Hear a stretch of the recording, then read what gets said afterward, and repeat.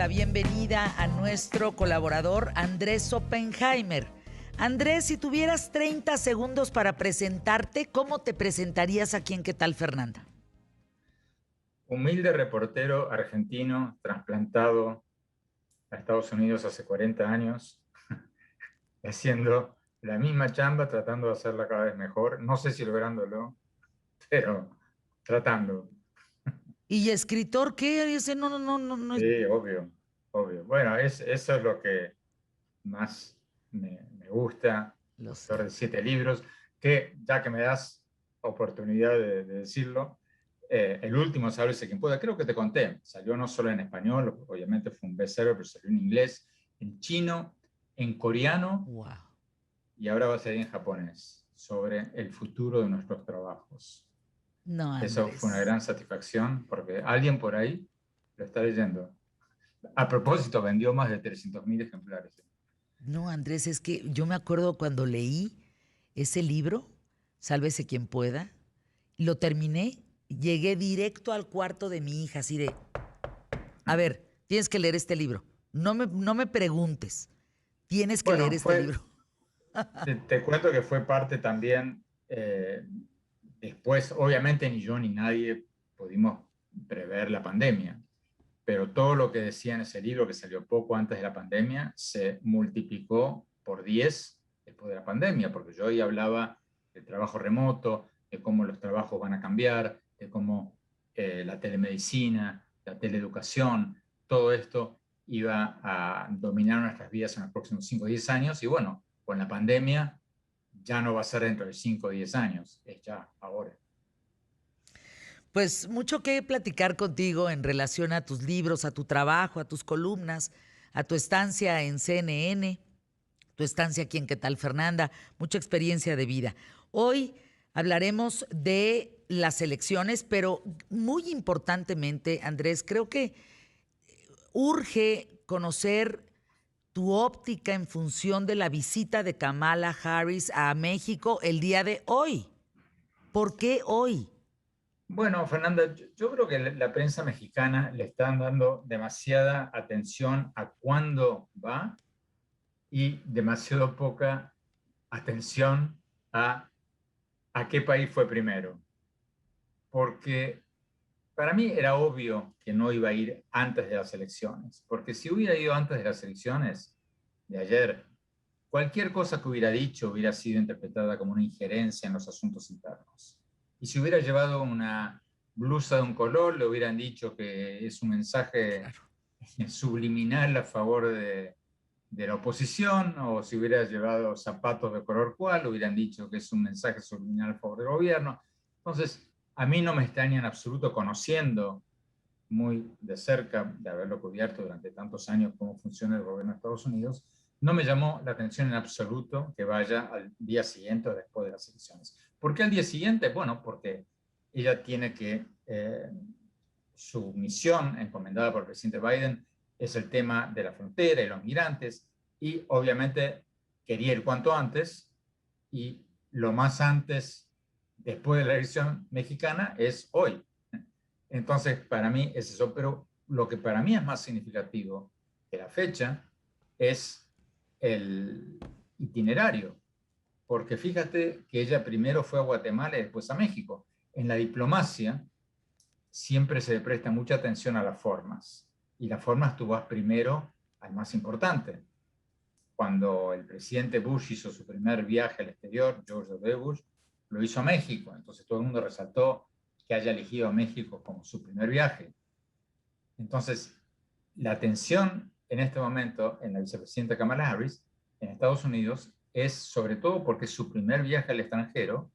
Ella viene de ser senadora, no es una figura muy conocida en el ámbito de la diplomacia, de la política exterior, no tiene mucha experiencia en política exterior, y como es la presunta heredera de la candidatura demócrata.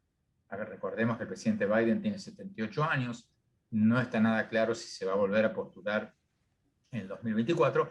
La prensa de Estados Unidos está totalmente concentrada en cómo se va a desempeñar en su primer viaje al exterior. Y a mí me parece muy interesante que haya escogido primero Guatemala, Y es por varios motivos, pero primero porque su misión fundamental es el tema de la migración.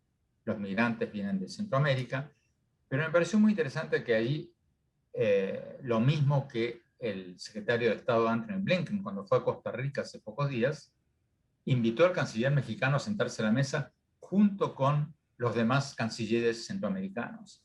Para mí eso es un indicativo de la pérdida de influencia o de importancia de México como un país líder en materia política exterior en América Latina.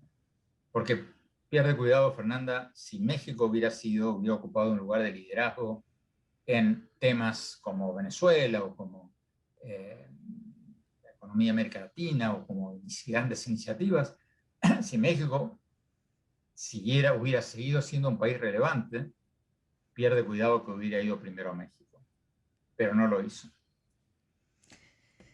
Ahora, se dice que este tema de la visita tiene que ver con un asunto del conflicto migratorio, que tiene que ver con el asunto de los préstamos para las vacunas y también tiene que ver con el expediente del caso Ayotzinapa.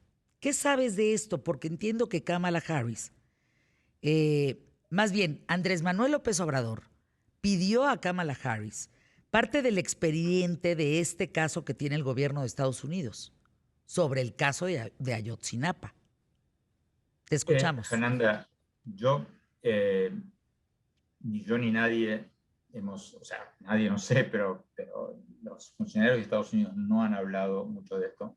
Y yo, si tuviera que estimar qué pasa, te diría que eso debe estar en el último renglón de las prioridades de este viaje de Kamala Harris. ¿Qué tal?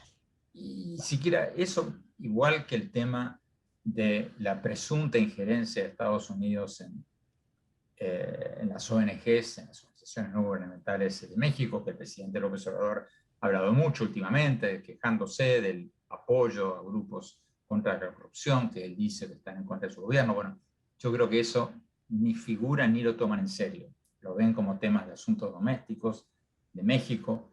Lo que sí va a ser un desafío para la vicepresidenta, que viene con una sola misión: resolver el tema de la migración, pedirle ayuda a México en detener o de alguna manera procesar a los migrantes centroamericanos y mexicanos que vienen a Estados Unidos.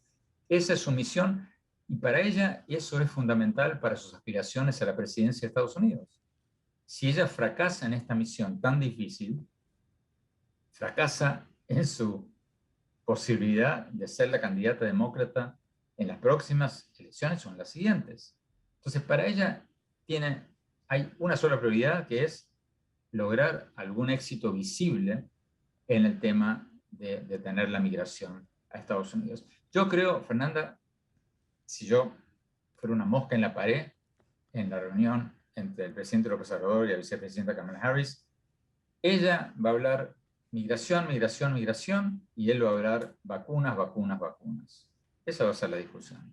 Y el resto lo van a discutir funcionarios de menor jerarquía y probablemente nunca va a llegar a los oídos de la vicepresidenta Kamala Harris.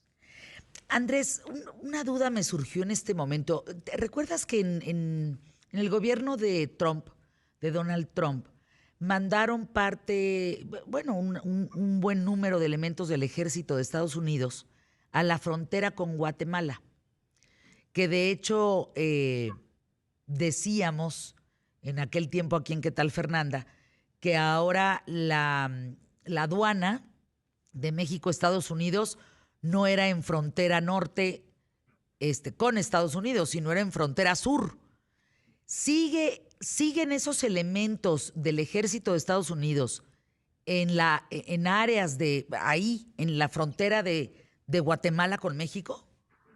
Yo supongo que sí, Fernanda, porque no he escuchado nada en sentido contrario, no he escuchado que se hayan retirado. De ahí que, como hemos comentado en alguna otra oportunidad, esta queja pública del presidente López Obrador de la financiación de agencias de Estados Unidos a grupos contra la corrupción en México, entre otros, y de libertad de prensa, o sea, yo no creo que eso vaya a cambiar en absoluto, Fernanda. Primero porque, recuerda, una de las grandes diferencias del presidente Biden es su aseveración de que, a diferencia de Trump, él va a luchar por la democracia, en contra de la corrupción y a favor de los derechos humanos en todo el mundo. Entonces, sería muy, pero muy raro que haga una excepción en México y haga algo al respecto, por ejemplo, de la financiación de Estados Unidos a estos grupos. Además, Fernanda, Estados Unidos da cientos de millones de dólares a México para la policía, para la inteligencia, para el combate antidrogas, etcétera, etcétera. Si mal no recuerdo, la última vez que vi eran como 500 millones de dólares por año. O sea, y la ayuda a grupos no gubernamentales contra la corrupción, a favor de la libertad de prensa, apenas llega al 1% de eso. Entonces, si hay injerencia en la presencia de asesores de antidrogas o de inteligencia, lo que sea, o sea, si hay injerencia en el 1%, imagínate en el 99% restante que va al gobierno mexicano. O sea, yo no creo que en Estados Unidos tomen muy en serio, que la delegación de Kamala Harris tome muy en serio todo eso. Yo creo que la discusión va a ser vacunas, vacunas, vacunas por el lado mexicano, migración, migración, migración por el lado de Estados Unidos. Andrés Oppenheimer, eres un deleite. Admiro enormemente tu conocimiento y que lo compartes con nosotros aquí al aire QTF. Te mando un abrazo, tus datos, por favor, y cuéntanos quién va a estar el domingo en el programa, en CNN. ¿A quién tienes? Te doy una primicia. Este domingo a las 7 horas de México, Anthony Fauci. ¿No? ¡Wow! Le vamos a preguntar a Fauci. Ya hice la entrevista, la tengo grabada. No la pudimos pasar ayer porque eran las elecciones en México, obviamente, y en Perú. Pero le voy a preguntar sobre si son buenas las vacunas chinas y rusas que se están dando en muchos países, en México y en muchos otros países. Si se pueden, una cosa que me preguntan muchos amigos mexicanos, yo me di la primera vacuna china, ¿me puedo dar una Pfizer encima de esa? Bueno, se la pregunté. Y varias otras cosas. Gracias, Andrés. Estaremos puntualmente 7 de la noche, hora del centro de México, en CNN con Andrés Oppenheimer.